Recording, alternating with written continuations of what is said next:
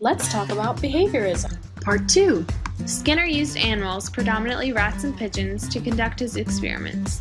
In one of his first experiments, he placed rats in a box with a feeding tube connected to a lever. Once the rats realized that every time they pressed a lever they got food, Skinner noticed that the rats spent a great deal of time pressing the lever. Skinner had actually trained the rats to press the lever by using positive reinforcement. By giving the rats food every time they pressed the lever, the likelihood of that behavior increased. Aside from positive reinforcement, there are other ways to increase and decrease the likelihood of behaviors. Negative reinforcement occurs when a negative consequence occurs in order to increase the likelihood of a behavior. If Skinner wanted to use negative reinforcement to make the rats press the lever, he might send an electric shock through the box until the rat pressed the lever. Although this would be an ethically questionable method of reinforcement, the rat's behavior would increase due to its desire to make the negative consequence stop. On the other hand, punishment is used to decrease a behavior. When your mom makes you do chores when you don't do your homework, this is called positive punishment. Because the punishment is added or given to you, it is considered positive. If, as a punishment for not finishing your homework, your mom takes away your phone, that is considered a negative punishment. It's negative because something was taken away in order to decrease a behavior. Another hallmark of operant conditioning is shaping, or successive approximation.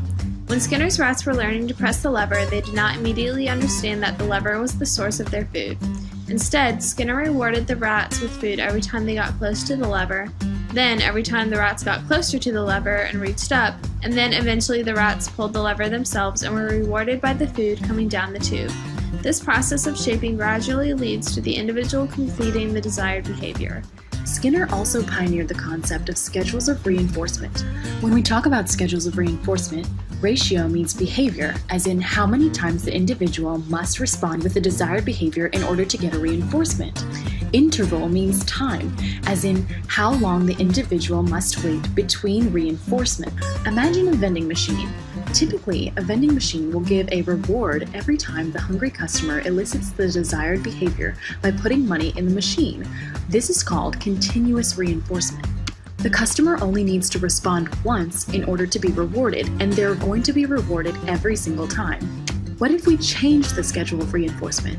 If the vending machine had fixed ratio reinforcement, it would give a candy bar after a fixed number of payments, such as every 5 quarters put in. Every 5 times the customer shows the desired behavior, he is reinforced. The machine may also operate on a fixed interval schedule, meaning it will dispense a candy bar after a certain amount of time, let's say every minute, as long as a quarter has been put in. The customer is rewarded after 1 minute passes as long as he shows the desired behavior at least once during that time. If our friend comes upon a machine that uses variable ratio reinforcement, there won't be a number of quarters that will consistently give him his snack. The first reinforcement may require 3 quarters, but the next one might not come until he puts in 8. The number of responses required for a reward is unpredictable. The same goes for variable interval reinforcement, when no matter how many quarters he puts in, the man will not get a candy bar until a certain amount of time passes. But this time, the time will be different every time he puts in a quarter. For example, the first time he puts in a quarter, it may take 20 seconds for the candy bar to be dispensed, but the second time, it might take up to 5 hours. Examples of schedules of reinforcement can be seen all around you. If you have a quiz given on a fixed interval schedule, it means you're guaranteed to have a quiz, say, every 7 days. Things like gambling and fishing are on variable ratio schedules, which is why these activities are so popular. You never know which hand of cards or which cast-off will bring you a reward. If you independently sell your mixtape online and you get $50 one week, but $1,000 from the next week's sales, that's an example of variable interval reinforcement. Today we talked about 3 very influential men in the world of behaviorism: Ivan Pavlov, John B. Watson, and B.F. Skinner. They were all integral in inspiring and reiterating these basic concepts of behaviorism. Using observation and empirical evidence, behaviorism sees psychology as a science.